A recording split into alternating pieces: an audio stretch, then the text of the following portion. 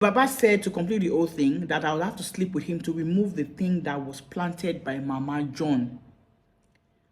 That Mama John and my husband had made a blood covenant, and that there's something that she planted in my husband so that my husband will not chase another woman.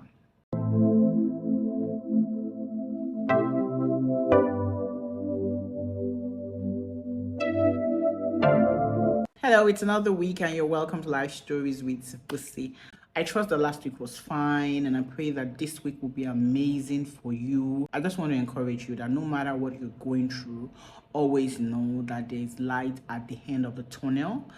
Do not be tempted to end it all. There was a story that broke in last week about a banker who decided to end it all, and she left a note saying that she couldn't meet up with her figures. She said that she didn't feel that she was achieving, and then she said that the country was getting tougher, and she said that she couldn't see a way forward or a way out of whatever she was going through. But I just want to encourage you today that no matter what you're going through, do not think that ending it is the way out. One of the things I've learned over time, going through struggles, going through issues, going through whatever I've gone through in the past, is the fact that there is always a way out. There is always a way out. If you don't take out anything today, just take out the fact that there is always a way out. I also want to encourage people. I know that the country is tough. I know that things are not working as the way it should, but check out on friends, check out on your loved ones, check out on people, because you just never know what people are going through. And a call just to say I love you, a call just to say I'm here, a call just to say if you need anyone to talk to, I'm here, you know, that kind of a thing, you know, will just go a long way. Let us begin to look out for ourselves. Things will get better. I know that things will get better, and you need to maintain a positive attitude at this time. Over and over and over again, I have learned that there's a way out. There is always a way out, not ending your life. So please just be encouraged. Things are going to get better. Please don't give up and don't end it. If you're going through any issues and you need somebody to talk to, I'm here. Talk to me. Write to me and tell me, Bussy, I have something I want to tell you. By the time we discuss it, you would have better perspectives for things. Today I have a story, and every time I look at this story, I put it aside. This story has been sent to me since November last year, but I keep on putting it away. There are two reasons why I kept it away. One was the fact that I felt like, are people this gullible? Secondly, it kept on looking like a Nollywood movie to me. I was like, so with all these movies that Nollywood has been doing, people haven't learned. I kept on looking at it and I was like, could this story be true? But something triggered me going back to that story last week. I was on TikTok and suddenly I saw someone, and the person was talking about you using honey and salt to have a bath for attraction, and that if you do that, some people will fall in love with you, or if you do that, money will be attracted to you, or people will be attracted to you, or money will come to you. It was a lady and some sort of a spiritualist or something. When I saw it, I was like, really? Do people believe these things? And then I checked out the profile of this person. This person had millions of likes. She had millions of likes on TikTok. So I went in the comment section and started seeing people saying things like, how does this thing work? Am I going to put the salt somewhere? Am I going to put the honey? Does it work for this? Does it work for that? At that point, I was like, seriously? So people actually believe these things. It made me go back to that story, and then I sent a message back to the person and I said, is this story really true? Is this your story? She said yes, that this really happened. I said, to prove it to me that it was true, she started sending me some messages. I saw some messages between her and some people, and I realized that it was the truth. And people are so desperate, and because they are desperate, they are very gullible. They are open to deception, people preying on them. They're taken in by all the deception, all the things that they see around, and they're looking for a quick way out. They're looking for a quick fix. And I'm like, why? I don't want to bore you, but I'll go straight into the story so you understand what I'm trying to say. She goes, hello, Bussy. Please, I don't know in which way I can be helped. I know some of the things I'll say is my fault, but I did everything in desperation because I loved my husband. My name is Angela. I met my husband Unduka in our neighborhood. He was a single man and I really liked him.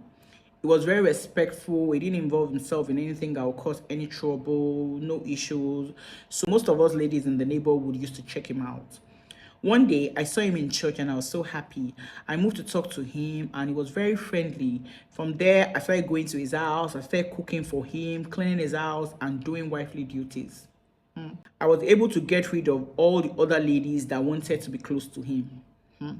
2 years later, my efforts yielded results as he told me that he believed that I was the one that he should marry. He told me that he had a 10-year-old boy who lived with his mother in the village. I was already pregnant when we went to see his family in the village. His mother wasn't happy that he married from another tribe. She was blunt about it, but her hands were tied, so she just went along with the plans. But she didn't used to come to visit us, and she didn't speak to me on the phone often. My sister-in-law, on the other hand, pretended that she liked me, but I didn't know she was pretending, so she could spy on me and extort me. She used to come to our house a lot and would go on and on about how I was enjoying her brother's money when she sees my clothes, jewelries, and other things. So I made sure that I buy her loads of things so that I would have someone who at least liked me in the family. I had my baby girl in 2013. After that, I tried a couple of times, but I didn't take in easily. My mother-in-law now insisted that my husband's son should come to stay with us in Lagos. And though I didn't want him to, but I couldn't really stop the boy from coming. The boy came in to stay with us, and my husband started showering him with love more than my daughter. He would buy the boy very expensive clothes and shoes and would give me small money to buy things for my daughter. The boy's name is John. Sometimes, John would beat my daughter, and I would scold him, and my husband would say that I should not put my mouth in the fight of children. Yes, he plays with her sometimes. Even the play, I didn't like it because it was always dangerous play. It was obvious that my husband loved his son more than my daughter. Even my friends saw it. They advised that I better do something quick and have a baby boy too. If not, my husband would likely hand over all his wealth to the boy, John. At this time, my husband had started making good money from his business, so I started trying to get pregnant, but nothing happened. I went to different hospitals and they placed me on different treatments and nothing happened. Then John, my husband's son, turned 18 and got admission, and my husband even got him a small car to be using in school. I discovered that my husband was sending huge sums of money to John's mother. I didn't know at that time that it was because she had cancer. My sister-in-law knew, and she didn't tell me. My husband had told me before that the lady's parents refused for her to marry him. So for me, it wasn't that he stopped loving her. It was the situation that made them not come together. I told my sister-in-law that I saw that my husband transferred some money to Mama John. She said I shouldn't take it lightly, that it's possible that they were having an affair, and because my husband has a soft spot for Mama John, and that Mama John may want to use the fact that she has a son to get back into my husband's life. I challenged my husband and he said I should stop all the nonsense accusations. He said that he would advise me to concentrate on the business that he opened for me and stop checking his phone to check who he gives money to. One of my friends now suggested I should go spiritual on my quest to get a male child. She took me to some prophets. They listed some things for me to buy. I bought all the things they told me to buy. I got pregnant and I miscarried. One of the prophets said that it's Mama John. One of the prophets said that it's Mama John that was behind my miscarriage, that the pregnancy was a boy, and she doesn't want me to have a son, so she can always use her son to get my husband to do her bidding. So I told my sister-in-law what I discovered, and she said, thank God her brother didn't marry Mama John, that I should intensify my prayers. The prophet started giving me things to use like soap, cream, and different things. I spent so much money, even from my business money. They told me to bring my husband's clothes. I took it and they prayed on it with incense and holy water. When I got home, my sister-in-law was around. I was happy to see her because she was the only one that I felt understood what I was going through. She said she was hungry, and I went to the kitchen to get her something to eat. When I came back to the sitting room, she had already opened all the bags that I brought in. I told her that I was coming from the prophet. I explained about the clothes, how I'm supposed to use the holy water to cook his food. and some other things that I'm supposed to keep under our bed so that when we make love, I can be pregnant and have a baby boy. Little did I know that my sister-in-law had taken pictures of all these things and she was recording what I was saying. She told me that she knows one Baba through her friend who is very good at these things. That her friend had 5 girls, and at the year the Baba started on her matter, she had twins who were boys. She showed me the picture of that friend. I told her that I didn't like native doctors. She said that the man uses Bible too. Weeks after, I followed her to the place. The place was just a normal place, nothing extra. I met the so-called Baba, and he gave me a list of things to go and buy. On the day that I took the things to the Baba, my sister-in-law didn't come with me. Now, wait. This was the point I got to, and I was like, Baba said to complete the whole thing that I would have to sleep with him to remove the thing that was planted by Mama John. That Mama John and my husband had made a blood covenant, and that there's something that she planted in my husband so that my husband will not chase another woman. So at this point, I thought to myself, okay, Mama John planted something in your husband. So why is it from your body that they are removing the thing that Mama John planted? I didn't get it any longer. I refused at first. Then I went home and told my sister-in-law. She said that I should look at the end result. That is out of love for my husband that I'm doing these things. That I should deliver a brother for Mama John's charm.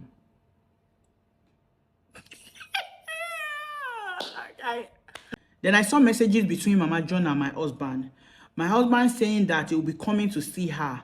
I wanted to know if she needed anything. When I saw that, my heart skipped. I knew for my husband's sake, I had to do something. That was how I went back and did it. Not long after, I was sent a video of me and Baba doing the do. I knew that was what was going to happen. It was just a matter of time. They started blackmailing me, asking for money. I started gathering all my business money to raise money so that they won't tell my husband. You won't believe that it was my same sister-in-law that showed my husband the video and shared the voice notes of my conversation with her, even with pictures. My mother-in-law came from the village and they all sent me packing. I begged and begged. I tried to explain, but no one listened to me. My sister-in-law blocked all my calls. No problem. I've accepted my fate. But they are not allowing me to see my child. I haven't seen my child for 2 years now. They changed their school. They moved from where they were staying. Some people said that my husband has sent John and my daughter to Germany, and it's a sister that is taking care of them in Germany. All I want to see is my child. It was later that I learned from some friends that Mama John had cancer for a long time, and that at a point she was healed, but that the cancer came back, and that my husband has been helping her with money. Apparently, he didn't want to tell me because he didn't want John to know that his mother was dying, and he wasn't sure that I would keep it away from the boy since he figured that I didn't really like the boy. The first thing I did with Angela was to introduce her to a lawyer. Maybe could help her with custody issues or maybe visitation rights for her child and stuff like that. That was what she wanted, and that was what I did for her. But when I put her story side by side, those things I saw on TikTok about some spiritual person talking about honey and having salt bath attraction, and I started seeing comments on that, and I see this person having likes in the millions, and I enter into the comment section and I saw people interested in how they want to get, and I'm like, why? And so this person parades herself as a Christian, and then there were some people who were like, what kind of rubbish is this? What are you people doing? For everyone that had something opposing to say, this lady will answer and say, you don't know the spiritual things. You don't know spiritual things. You don't know spiritual things. This story of Angela is a classic example of how someone was chasing nothing. There was nothing that was chasing her, but she was just chasing the wind, chasing nothing. People who are desperate never make good decisions, and that's the truth. Whether in marriage or in any other thing, you need to first calm down and ask yourself certain questions. Oh, what is it that I want? What is it that I want? Why do I have to do this? Why must I do this? Because if not, you just realize that you will be chasing the wind. You'll be chasing the wind and you will have nothing to show for it. And that's what happened to this lady. She felt somebody was chasing her. And so she started chasing the wind. Meanwhile, nobody was chasing her. And at the end of the day, she lost everything. The husband that she said she loved and she was trying to save, gone. The person she felt was chasing her, dead. The person wasn't chasing her. The person was battling with her own issues. She lost her home. Her daughter is with her husband. She doesn't even know where her daughter is. Her business even folded up. Show what? The person that you should run away from, your sister-in-law, you didn't run away from her because you were desperate. You did not even calm down to read the situation. You were desperate to have a male child. To compete for what? John would always be the first son. Nothing can be done about it except you want to kill John. Even if you have a son after, it doesn't really matter. John is still the first son. That position cannot be taken away from John. So you were chasing John's mother that was battling with her own life. And then the person that you were supposed to run away from, the person that was doing all this thing, that engineered all this thing, was your confidant. Because you were desperate. Stepmothers, it is time to change the narratives. The family life now is very dynamic. We have baby mamas and we have baby daddies, meaning that a woman can be coming in to a marriage with a child. That makes the husband the stepfather, and the husband can be coming in with his own child. That makes the woman the stepmother. Madam, treat your husband's child the way you would treat your own child. Oga, treat your wife's child the way you treat your own child. See, if you do not do that, if you do not love that child the way you love your own child, you will begin to see what is not there. It's possible the man wasn't doing that, but you didn't see it because you were not being rational. God's sake, the way you put it, John will be like maybe 10, 11 years older than your own child.